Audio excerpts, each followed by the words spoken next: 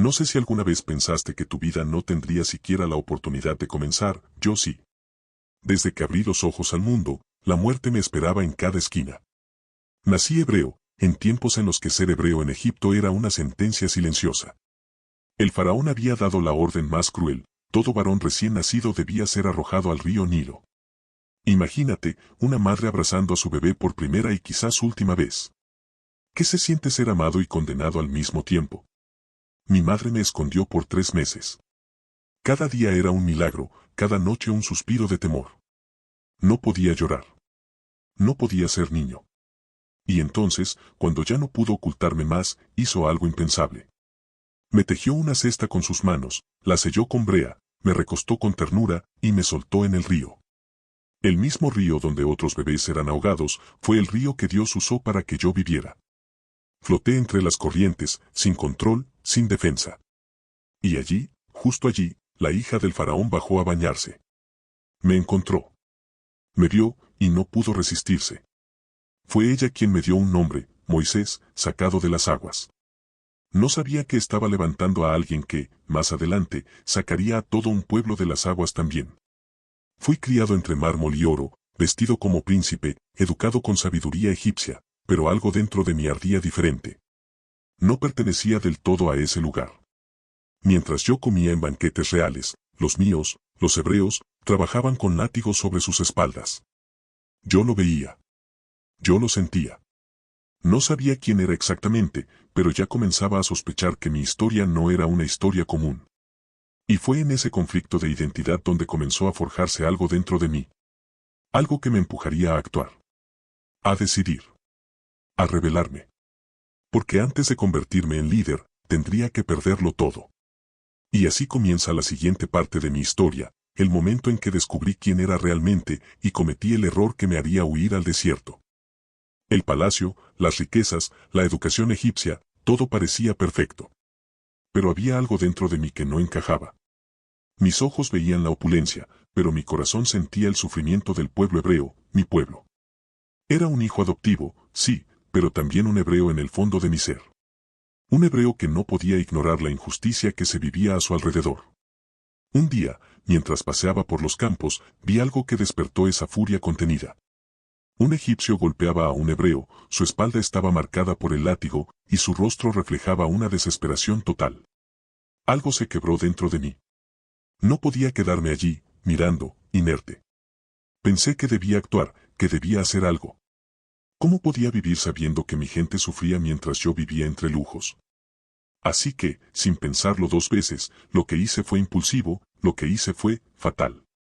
Aquel egipcio murió. Mi furia, mi impotencia, lo mató. El primer error de mi vida, el primero de muchos, pero nunca imaginé las consecuencias. Pensé que nadie sabría. Pero no era tan fácil escapar de lo que había hecho. Al día siguiente, vi a 2 hebreos peleando entre sí. Les pedí que se calmaran, les dije que no se mataran entre ellos, que debíamos estar unidos. Pero me miraron, me rechazaron. ¿Quién te crees que eres para decirnos lo que hacer?, me dijeron. Ellos también sabían lo que había hecho.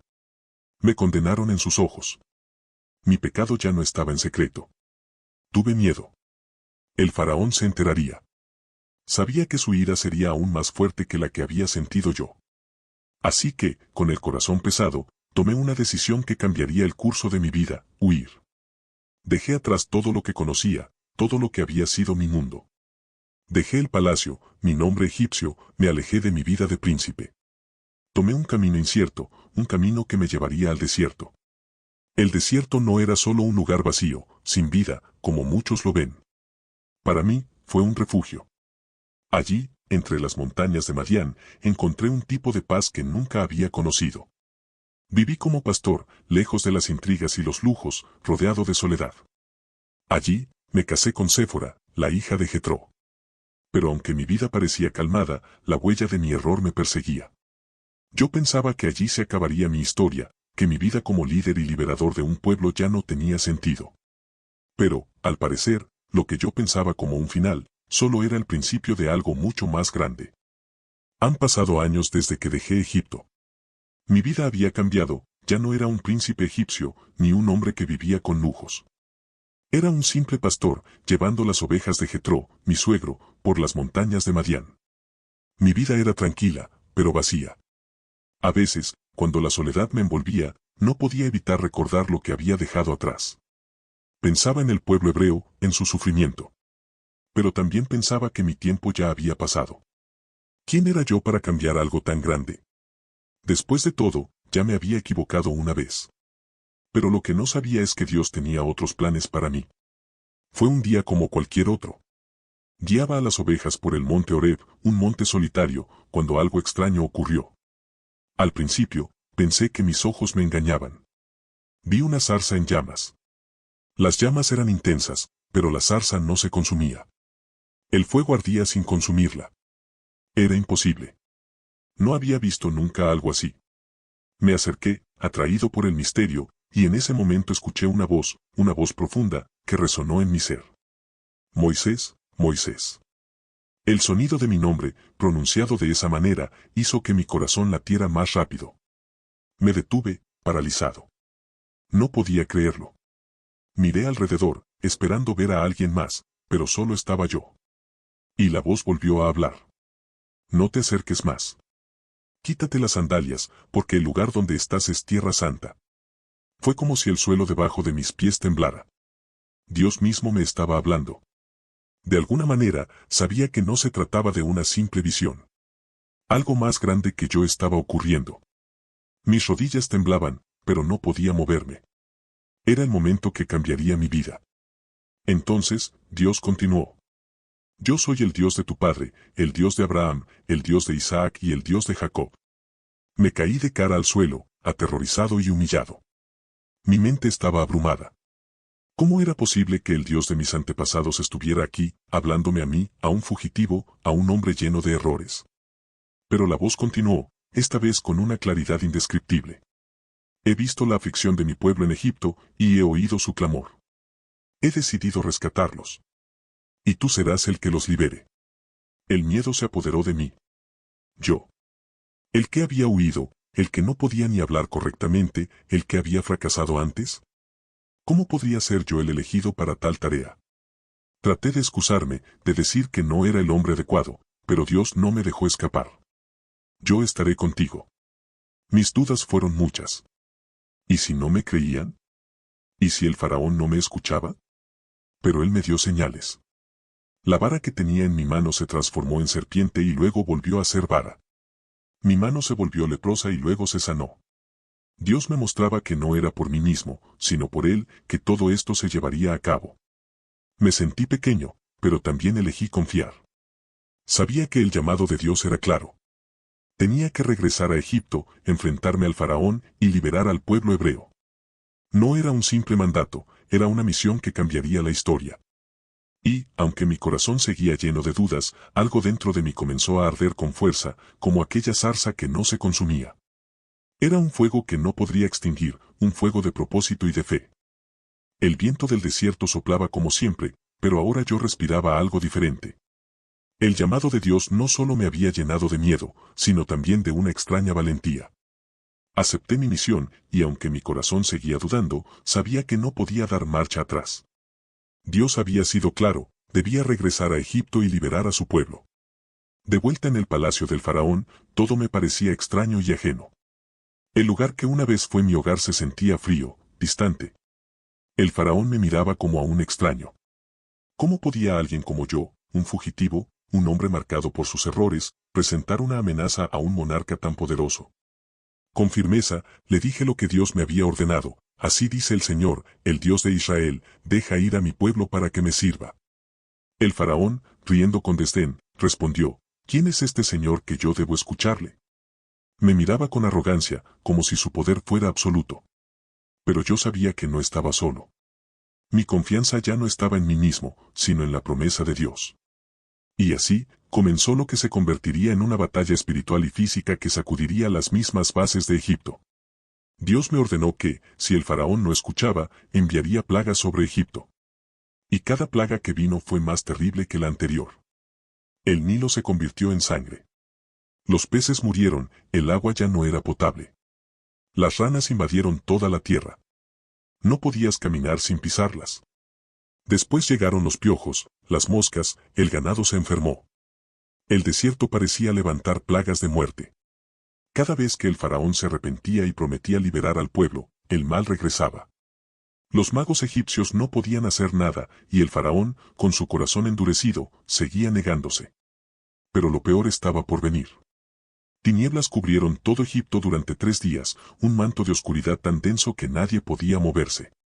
Y, al final, la peor de todas, la muerte de los primogénitos egipcios. Cada casa perdió a su hijo mayor, desde el hijo del faraón hasta el del esclavo. Esa noche, el pueblo hebreo fue marcado con sangre en las puertas, como señal de que el ángel de la muerte pasaría de largo.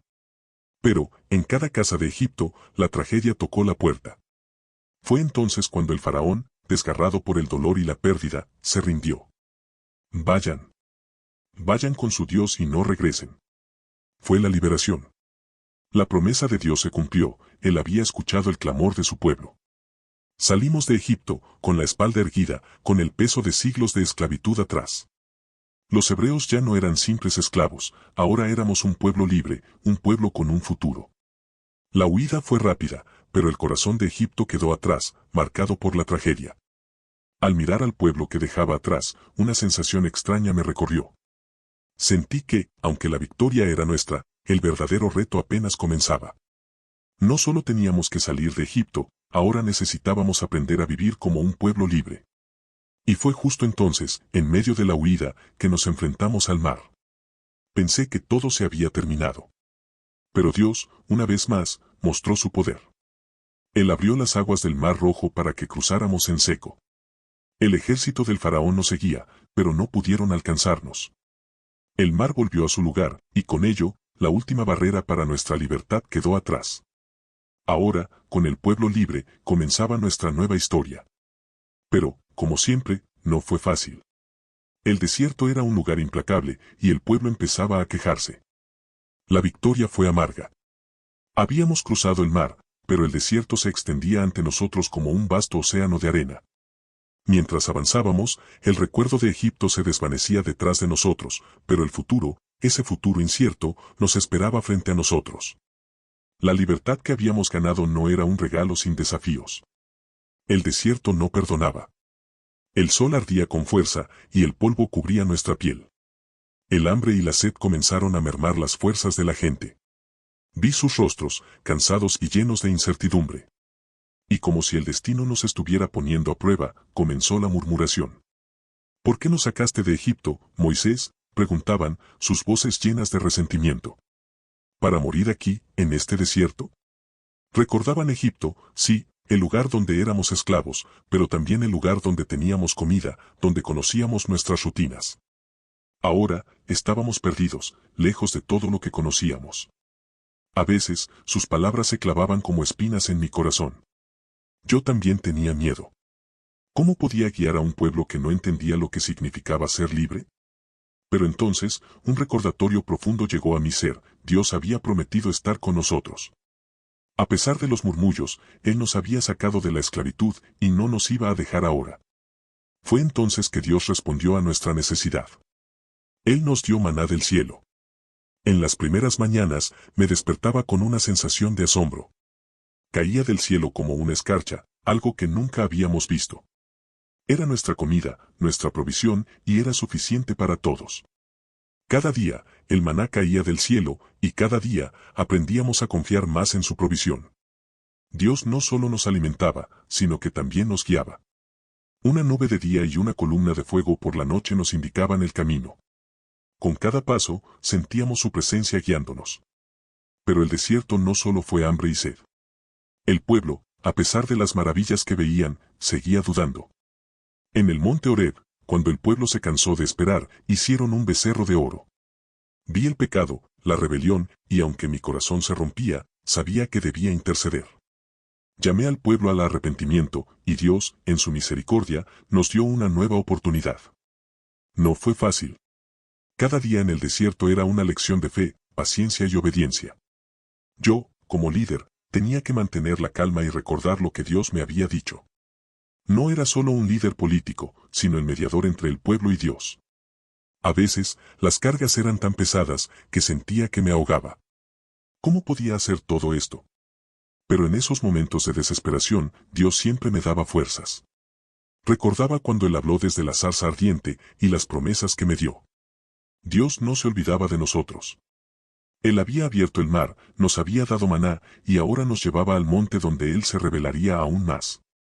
El pueblo no entendía, pero yo sabía algo: el desierto era nuestro campo de entrenamiento, nuestro lugar de purificación. Nos estábamos formando como pueblo, y aunque el camino era largo, sabíamos que había una promesa en el horizonte. El desierto se alargaba frente a nosotros, pero el monte Sinaí se erguía como una promesa inquebrantable en el horizonte. El pueblo estaba cansado, algunos impacientes, otros comenzaban a perder la esperanza, pero yo sabía que había algo crucial que debíamos recibir. No solo habíamos sido liberados de la esclavitud, sino que debíamos aprender a vivir como el pueblo elegido de Dios. Y ese proceso comenzaba aquí, en el monte Sinaí.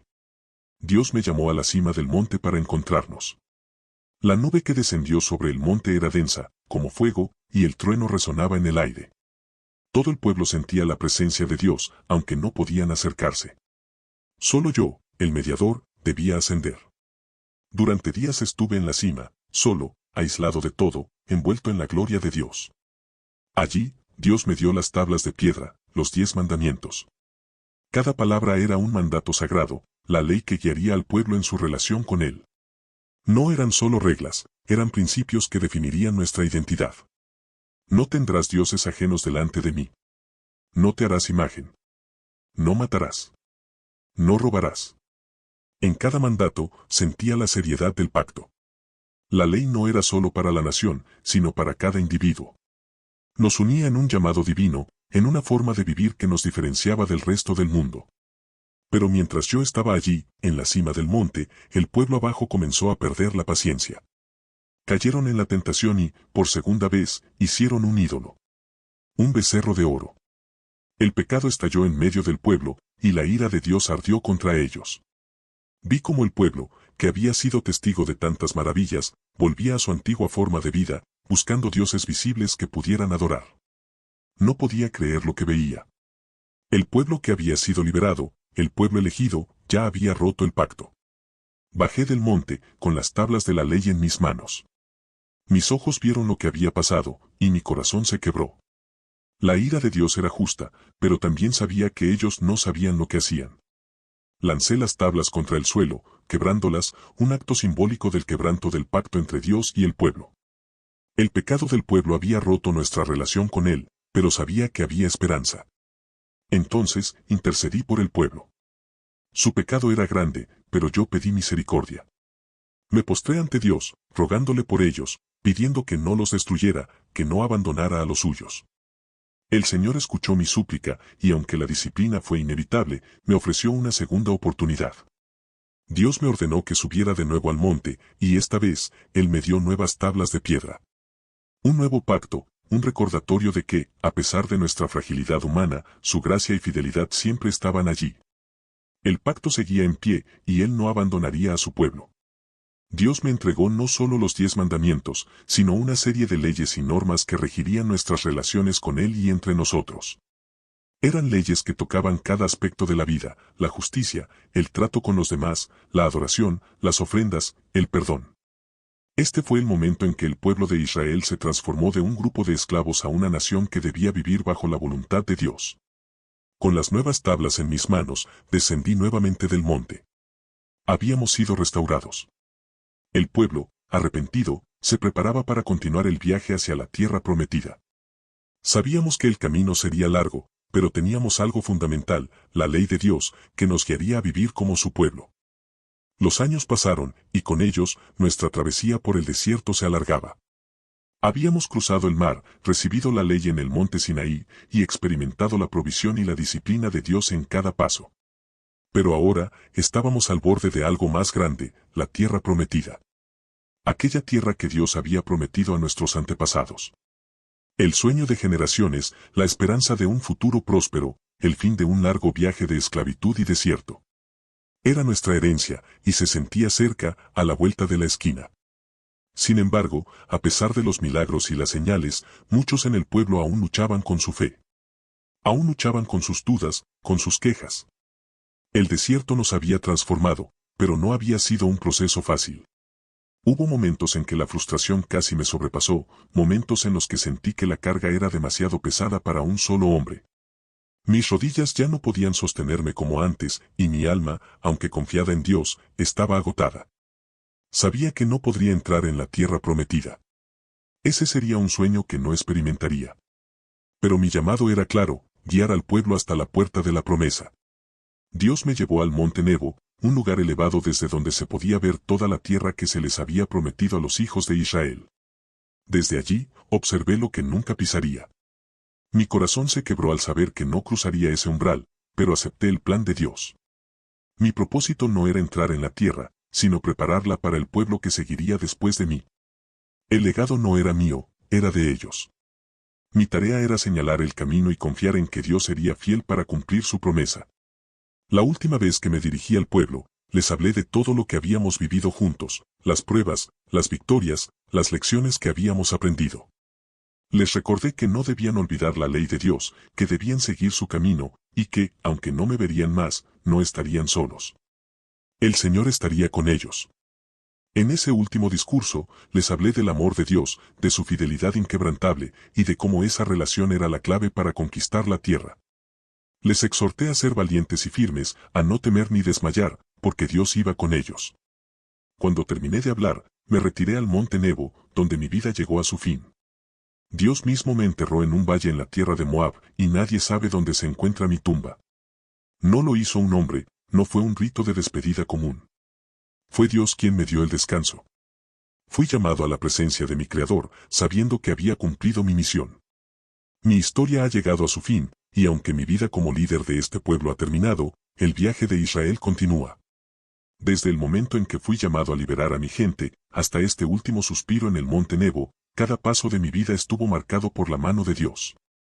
No siempre entendí sus caminos, ni siempre estuve seguro de mis decisiones, pero Él estuvo conmigo en cada momento. A lo largo de los años, enfrenté desafíos que parecían insuperables. Vi el sufrimiento, la desesperación y la rebelión de aquellos a quienes amaba y guiaba. Pero también vi el poder de Dios obrar en medio de nuestra debilidad.